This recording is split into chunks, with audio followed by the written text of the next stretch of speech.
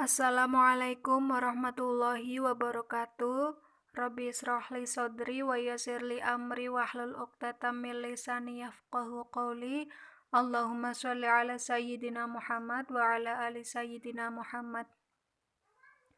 Memasuki pertemuan yang ke-11 mata kuliah Matematika Ekonomi, kita akan membahas tentang hubungan non-linier.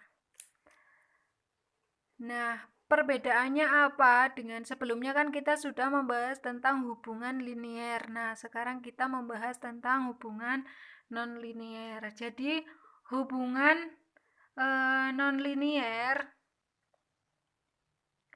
adalah mempelajari ilmu yang tidak kalah pentingnya dengan pemahaman akan fungsi linier. Jadi sama-sama penting ya keduanya dalam penerapan ekonomi. Meskipun banyak hubungan antar variabel ekonomi, cukup dapat diterangkan dengan hubungan linier, tapi ada juga beberapa kasus yang harus dijelaskan dengan hubungan non-linier. Jadi kita juga harus mempelajari hubungan non-linier. Nah, apa saja yang ada di dalam hubungan non-linier? Itu ada fungsi kuadrat, kemudian nanti kalian mempelajari juga lingkaran, elips, kemudian hiperbola. Nah, itu bisa kalian pelajari lebih dalam. Nah, dalam hal ini Ibu akan menekankan pada materi fungsi kuadrat. Fungsi kuadrat atau fungsi derajat 2 adalah fungsi yang pangkat tertinggi dari variabelnya adalah pangkat 2. Nah, jadi persamaan umumnya itu sebagai berikut. Itu yang di dalam kotak warna hijau ya. Di dalam kotak warna hijau kalian perhatikan itu ada variabel yang pangkatnya 2. Variabel tertinggi pangkatnya 2. Nah, itu contohnya persamaan umumnya adalah Y sama dengan A plus BX plus CX kuadrat. Jadi ada pangkat 1 dan pangkat 2. Nah, pangkat tertingginya adalah 2. Ketika pangkat tertingginya 3, nah itu berarti masuknya ke dalam fungsi kubik ya, bukan kuadrat lagi. Nah, di mana C tidak sama dengan 0. Jadi bukan 0 C itu, tapi ada bilangannya 1 sampai sekian. Yang penting adalah bukan 0. Nah, langsung masuk ke dalam contohnya. Contoh persamaannya adalah sebagai berikut. Nah, contoh persamaannya adalah Y sama dengan 16 plus 2X ditambah X kuadrat. Nah, contoh penyelesaiannya, hitunglah harga-harga Y dari persamaan-persamaan berikut ini. Nah, ada persamaan A dan persamaan B. Nah, di sini Y-nya itu 6, yang A dulu ya, kita kerjakan. 16 plus 2X plus X pangkat 2, di mana X-nya adalah 3. Nah, tinggal dimasukkan. Silahkan perhatikan di kotak hijau yang poin A. Nah, itu 16, 2, X-nya itu diganti 3. Kemudian X-nya lagi diganti 3 pangkat 2. Kemudian sama dengan 16 ditambah 6 ditambah 9 sama dengan 31. Jadi jumlah Y adalah 31. Nah, kemudian contoh yang B. Y sama dengan 2X pangkat 2 ditambah 4X ditambah 8, di mana X-nya adalah 2.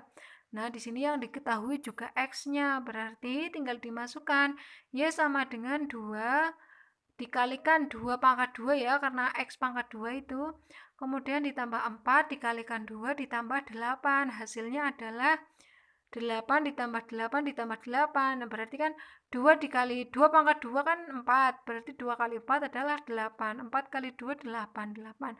Kemudian jadi Y sama dengan 24. Silakan sembari dipahami ya materi yang saya sampaikan.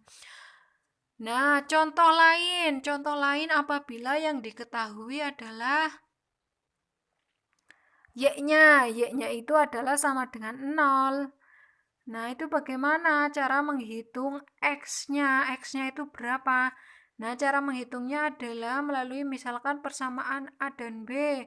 Kita perhatikan dulu persamaan yang A di kotak hijau yang poin A. X kuadrat min 8x plus 16 sama dengan 0. Nah, kita pecah karena kan y-nya itu sudah ketahuan 0. Berarti x kuadrat berarti x-nya dikeluarkan, ditulis dulu. Nah, kalian membuat dua kolom dulu, dalam kurung seperti itu ya. Bikin dua kurung, kemudian x-nya ditulis x, kemudian x lagi, berarti kan x kali x itu x kuadrat. Nah, min 4 dikalikan x, berarti kan min 4. Min 4x, kemudian min 4 lagi dikalikan min 4, 16. Nah, x dikalikan min 4 itu min 4, berarti min 4 ditambah min 4x, min 4x ditambah min 4x sama dengan min 8x.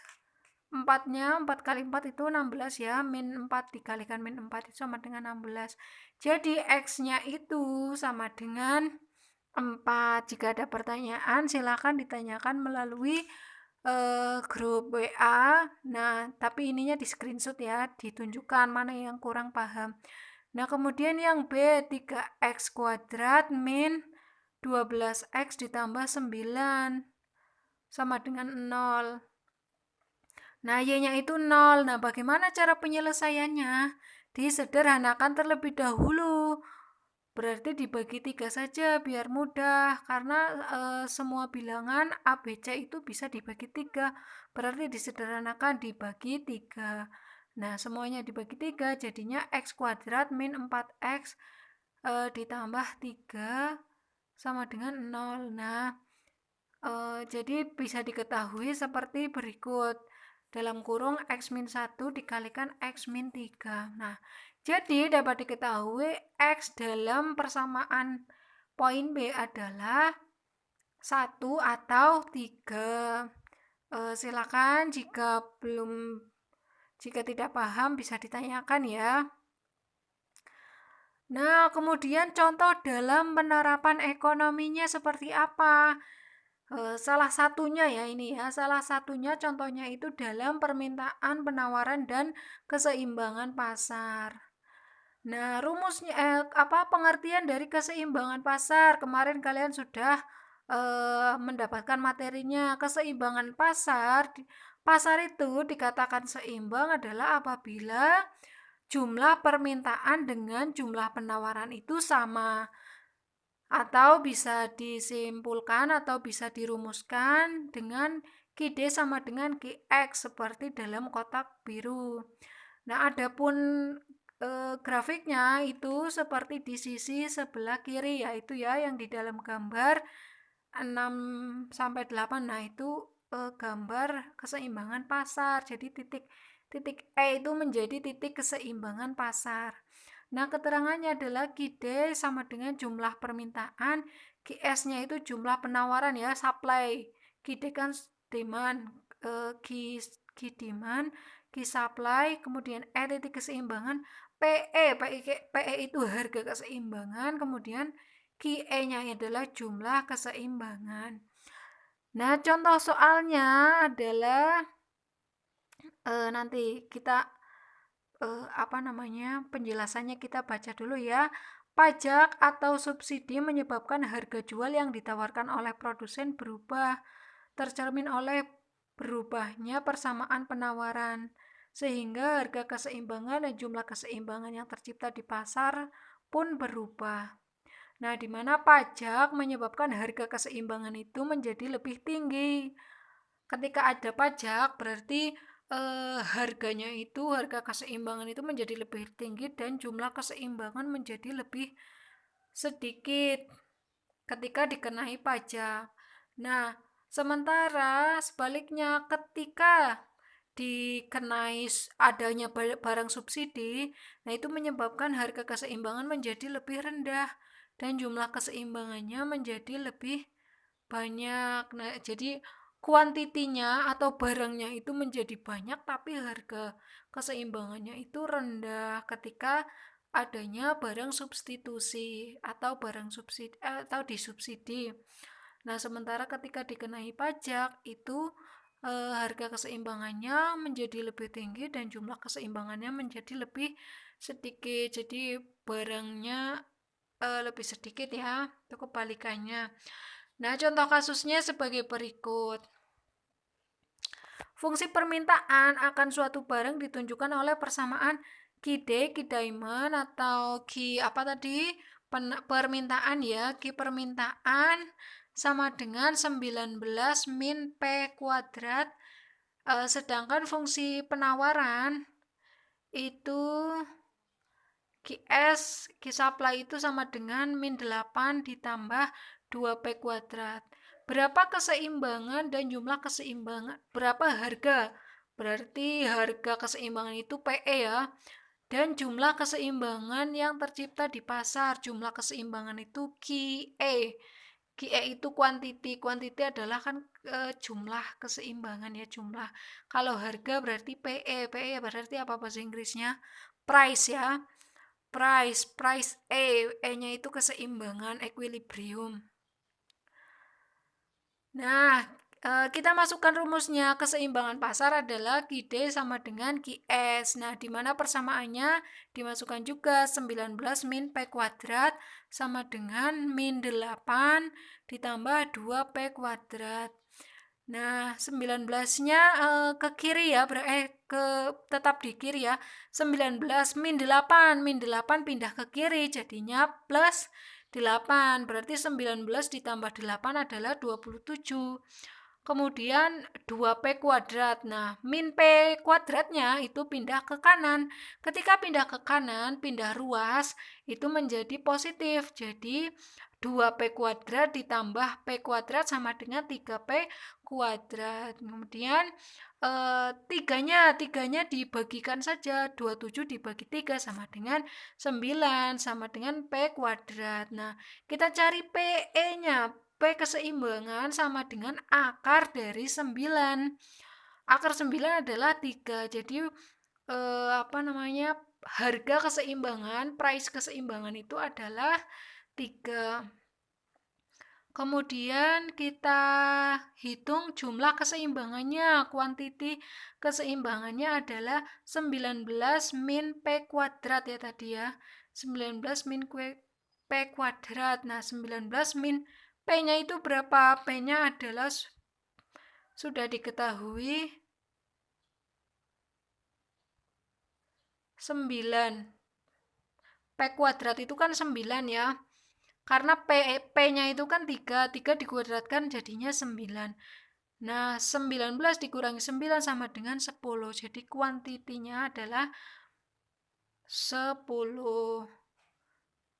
Jadi harga keseimbangan pada persamaan tersebut adalah 3 dan jumlah keseimbangan pada persamaan tersebut adalah 10.